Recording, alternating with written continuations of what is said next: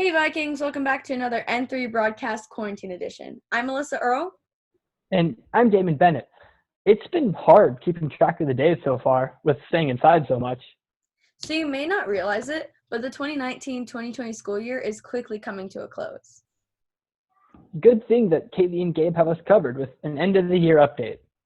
Well, hey, Mr. Krupicka, it's good to see you. How's everything been since being out of school? Well, Kaylee, it's great to see you and Gabe both. I'd like to be able to see you guys more and see everybody else. It's tough on everybody, but we've been doing about the best we can, and hopefully you guys are doing well and getting things turned in on time. Well, it's awesome to hear. If you don't mind, we have a couple questions to ask you regarding the rest of the school year. Sure. Now that the school year is coming to an end, how is our students' schoolwork going to play out?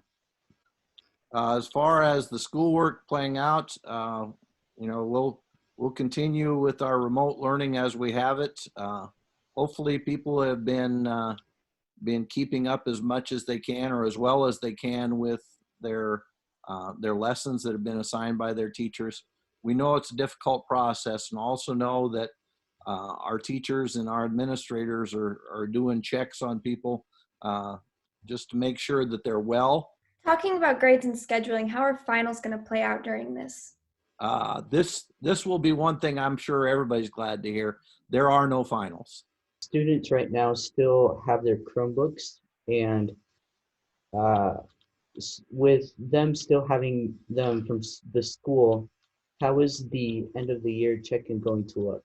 We're not really sure whether it's going to be a hand-in process, which it probably will be, but we're also considering whether students would be allowed, at least the students who are returning next year, be allowed to keep their Chromebooks for next year. All right. Our next question is, well, I know this is a big question that a lot of people have been wondering about, but prom, is this going to be rescheduled or postponed or just completely called off?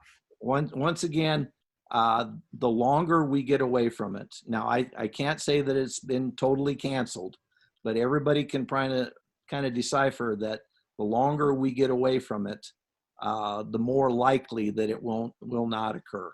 Another question that might be very big for many students is about graduation. It's still being a big topic for a lot of seniors. And can you inform us of your plans for that as well? Certainly, and we just discussed this. We had an administrative meeting yesterday afternoon, and we just got updated on some materials. And I know our superintendent, Dr. Edwards, has sent out a letter to our seniors, and I'll give you some of the information that he provided in this letter. We are, now you have to there's a couple things in this that we need to interpret, and that is that we are still planning, if there is a traditional graduation, we are planning it for Sunday, July 19 at 2 p.m. Sunday, July 19 at 2 p.m. Now, that is based upon, however, our governor's what's known as the directed health measures, which controls such things as the size that the crowd could be and other things like that and other factors. So we are going with Sunday, July 19th. However, if we cannot have a traditional face-to-face sort of graduation on July 19, we are preparing, the school is preparing a virtual one. Now, our tentative date for this, assuming that our caps and gowns come in next week, we will start to take senior pictures for this virtual graduation on May 11th. May 11th, starting at 5:30 p.m.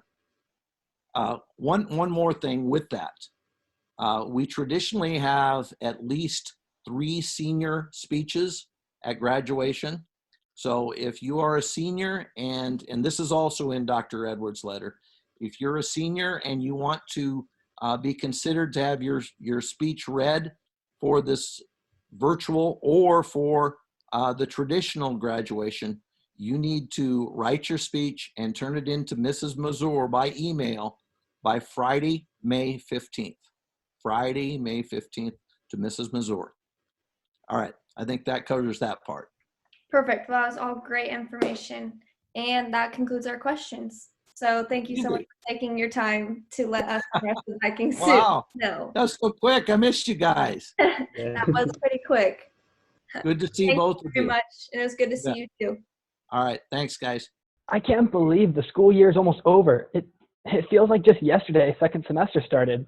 I know, especially with all the changes and cancellations now, it feels like it went by so quick. Even with everything that was canceled, the state journalism competition still went on, and they announced their results live. Yeah, let's take a look at how Northwest Journalism Department did last Thursday. Despite all the changes and cancellations in the Viking community recently, the Northwest State Journalism Competition still went on and hosted their results live. First, we talked to sophomore Amelia Rishling about her contributions to the newspaper column writing category.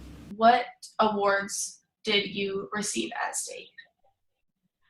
I received 4th place in newspaper column writing. I think we got to submit multiple columns and then they would judge all of them, and I think they picked my best one. Next, we talked to one of our foreign exchange students, Jaref, about her contributions in the photography category. What did you place for in state? I got 3rd place for the news and feature photography category. My yearbook teacher just told me that it would be a good idea if I submitted some photos to it.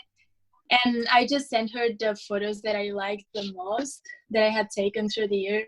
Lastly, we talked to Trevor Fisher about what he did to place in the journalism category. What was the video that you placed for at state? The video I placed for was the sports story. Me and Tanner did a sports story over off-season track. What category did you place for at state? It was the broadcasting category. There was a newspaper category, picture photography category, and so it was like the broadcasting category with all the video and stuff like that. Was it just me, or did I hear a lot of firsts? Yeah, I'm really proud of how far we've come this year and how much our program has changed for the better. We've changed a lot, but one thing will always stay the same: Viking in the village. Hi everybody, welcome back to Viking in the Village. I'm Haley Russell. And I'm Olivia Fagan, and today's question is, what's your favorite cheese and why? Let's go find out. I don't know nothing about cheese. I'm lactose intolerant, so. So am I, but I like mozzarella cheese. Why? I like mozzarella cheese because it's white. What did you say? I like mozzarella cheese because it's white. Oh. So you don't like any cheese, Peyton? Yeah, I love cheese. It just doesn't love me back. It's a love-hate relationship, huh?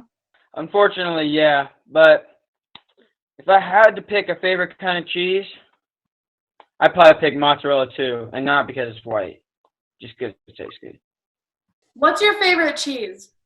My favorite cheese is American cheese because, I always get on my Subway sandwiches. It just adds a nice smooth taste to it. Not very hot because I hate pepper jack, because why would you get pepper jack? But yeah, I mean, it's just American cheese because I grew up in America and I'm going to eat American cheese the other day I die. What's your favorite kind of cheese and why? Definitely American cheese from Subway because it tastes good. Zach, did you tell him to say that? No, I didn't say anything. All right, what's your favorite kind of cheese and why? All right, my favorite kind of cheese is by far cheddar cheese because my name's Jed and I rock with that cheddar cheese, so. Oh, shoot. So right now, we should show you guys like us catching a fish or something. What's your favorite cheese and why? I like Parmesan cheese because it's good on everything. Oh, we got a bite. What's your favorite kind of cheese? You answer it. Mine is American because it just tastes good, I guess. Great on hamburgers. My favorite cheese is pepper jack because I like a little spice. What's your favorite kind of cheese and why?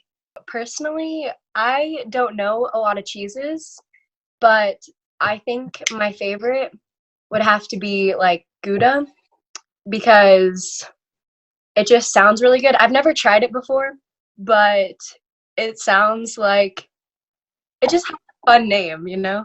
Jesus, Gouda. Like it's good. Yeah, exactly. It has like Gouda good. So it has to be good. Is this video gonna be on there, or are you guys gonna like write something? Well, that's all for this week. I'm Damon Bennett. And I'm Alyssa Earl. Thank you all for watching and stay safe.